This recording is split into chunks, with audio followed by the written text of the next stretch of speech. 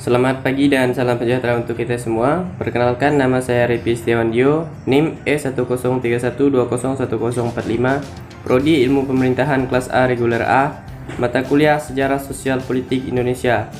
Dosen pengampu Bapak Nahot Tua Perlandingan Si Haloho SPD MIP. Untuk memenuhi tugas UTS saya, perkenankan saya untuk mempresentasikan materi politik etis.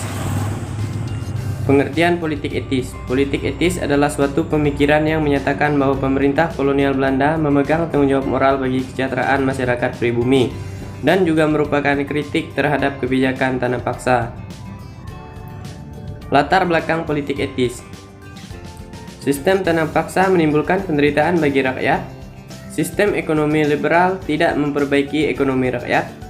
Belanda melakukan penekanan dan penindasan terhadap rakyat. Rakyat kehilangan tanahnya, serta adanya kritik dari kaum intelektual.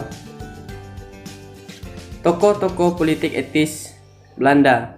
Yang pertama, Pieter Borsop, yaitu seorang wartawan koran De Lokomotief di Semarang tahun 1845. Yang kedua, Konrad Theodor van Deventer, yaitu seorang politikus Belanda.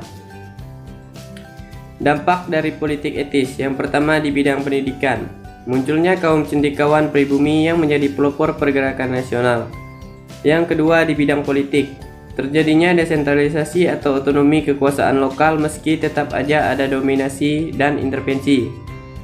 Yang ketiga, bidang ekonomi. Munculnya liberalisme ekonomi dan kapitalisme serta persaingan pasar bebas. Ada 3 program politik etis. Yang pertama, di bidang edukasi.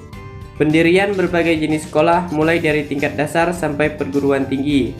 Yang kedua, di bidang irigasi. Pembangunan saluran irigasi yang diperlukan bagi sarana pengairan sawah dan perkebunan.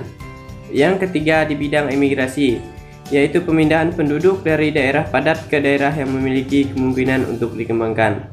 Sekian presentasi materi politik etis dari saya. Terima kasih.